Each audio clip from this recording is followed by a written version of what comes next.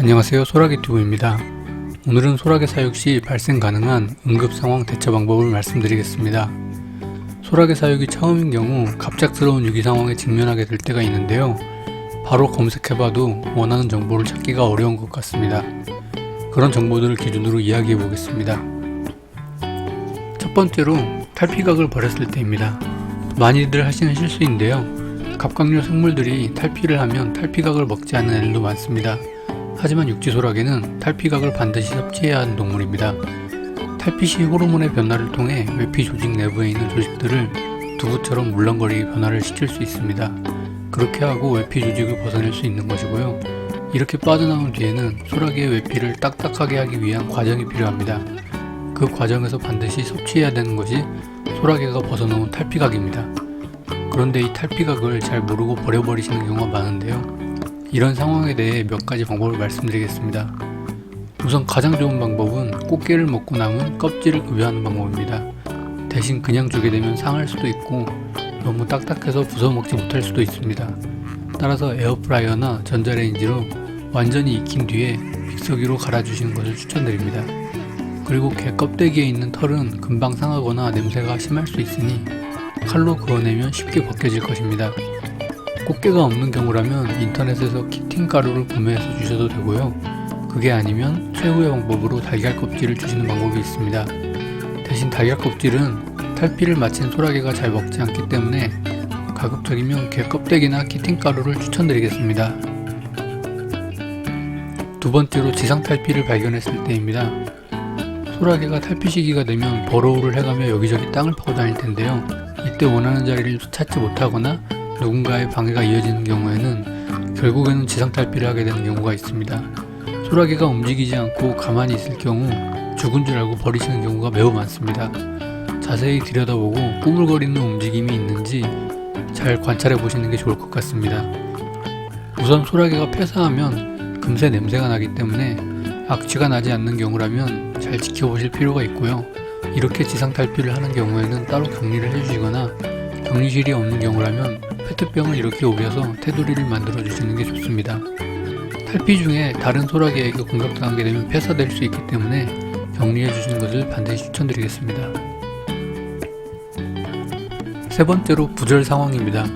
소라게들끼리 싸우다가 일부 다리가 부절되는 경우도 있는데요. 여분의 셀이 있으면 그런 경우는 흔하지 않습니다.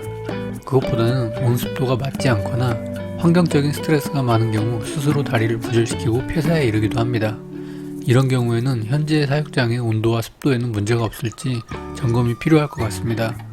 온습도가 잘 맞는 상태라면 바닥재의 두께가 소라게 몸 크기의 2배 정도가 되는지도 확인이 필요하고요. 만약 낮은 상태라면 보충이 필요할 것 같습니다. 그 외에도 넣어준 음식이 상해서 썩은 냄새가 진동한다거나 물그릇에 물이 상해서 그럴 수도 있습니다. 그것도 아니라면 어딘가에 곰팡이가 피어 있을 수도 있겠죠. 이렇게 전체적인 점검을 꼭 해보시는 게 좋을 것 같습니다.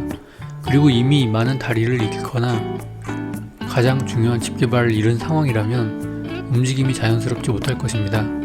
따라서 높은 유목이라든지 깊은 물그릇 같은 건 빼주고 이동이 편한 용품들 위주로 넣어주시는 게 좋을 것 같습니다. 다행히 소라게의 다리는 탈피 후 재생이 가능합니다. 문제없이 탈피가 원활하게 될 수 있도록 신경을 써주시는 게 좋을 것 같습니다. 네 번째로 싸울 때나 울음소리를 낼 때입니다. 지금 들리는 소리는 저희 집 피피소라게가 내는 소리입니다. 소라게의 울음소리가 어느 부위에서 나오는지 아직 정확하게 밝혀지진 않았다고 합니다. 하지만 울음소리가 나는 경우를 종합해서 보면 절박하거나 공포감을 느낄 때 내는 소리라고 합니다. 영상 속의 모습 또한 러그 소라게가 피피 소라게의 쇠를 붙잡고 늘어지다 보니 내는 소리입니다. 만약 아무 문제 없는 상황인데 소리를 내고 있다면 사육자를 두려워해서 내는 소리일 수 있습니다. 따라서 친해질 수 있는 시간은 많으니 울음소리가 난다면 잠시 조명을 꺼두고 자리를 피해주시는 게 당장의 스트레스를 줄일 수 있을 것 같습니다.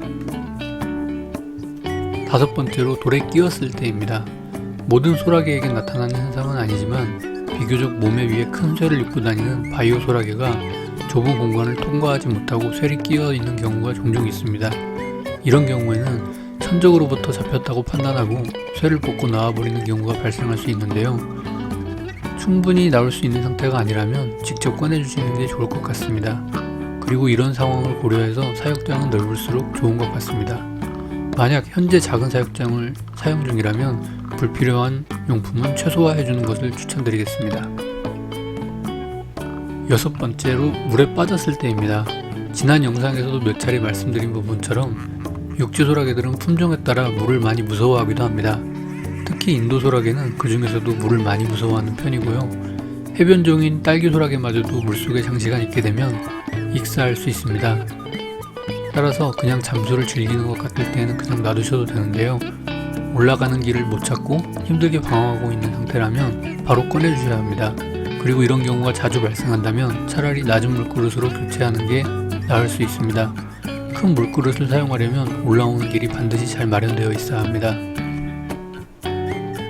일곱 번째로 쇠 이탈입니다. 소라게는 가끔 쇠를 두고 경쟁을 하거나 스트레스에 의해 쇠를 이탈하는 경우가 발생합니다. 이런 경우 소라게의 복부가 외부로 노출이 된 상황인데요. 소라게의 복부는 마르게 되면 폐사로 이어지는 가장 약한 부위입니다. 따라서 이대로 방치하고 지속하게 되면 금방 폐사할 수도 있고요. 그래서 이런 상황이 발생했을 때 대처법을 말씀드리겠습니다. 작은 통을 하나 준비해 주시고 그곳에 화장지나 키친타월을 깔아 주시고 분무를 해서 충분히 적셔주세요. 그리고 쇠를 이탈한 소라게를 조심스럽게 그곳에 이동시켜 주셔야 합니다. 만약 소라게를 잡는 게 무서우시다면 젓가락 같은 것으로 잡고 이동시켜 주셔도 됩니다. 하지만 반드시 주의해야 할 점이 있는데요. 복부는 절대 건드리지 않도록 주의가 필요합니다. 매우 약한 부위라서 건드리는 것만으로도 위험할 수 있기 때문이고요. 또한 복부가 바닥재에 달라붙어도 위험할 수 있기 때문에 화장지나 키친타월에 물을 적셔주시는 것으로 이해해 주시면 됩니다. 그리고 이렇게 옮겨주셨다면 그곳에 비어있는 쇠를 여러 개 넣어주시고 어둡게 해주시길 바랍니다. 사육 환경에 적응이 된 소라게는 사육자가 지켜보든 말든 그냥 신경 쓰지 않고 쇠 이동을 쉽게 하는데요. 저렇게 쇠 이탈을 하는 경우라면 현재 사육 환경에 적응하지 못하고 스트레스가 심한 상태이기 때문에 바로 쇠를 입지 않으려고 할 것입니다. 따라서 어둡게 해주시고 한참 뒤에 확인해 보시는 것을 추천드립니다. 여덟 번째로 소라게의 탈출입니다. 사육장의 높이가 높지 않은 가운데 유목이 높게 배치되어 있다면 소라게가 간혹 탈출을 하기도 합니다.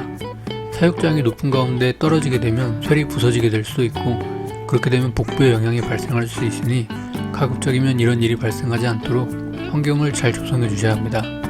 그럼에도 불구하고 이렇게 탈출을 한 경우라면 최대한 빠르게 찾아서 사육장에 넣어주시는 게 좋습니다.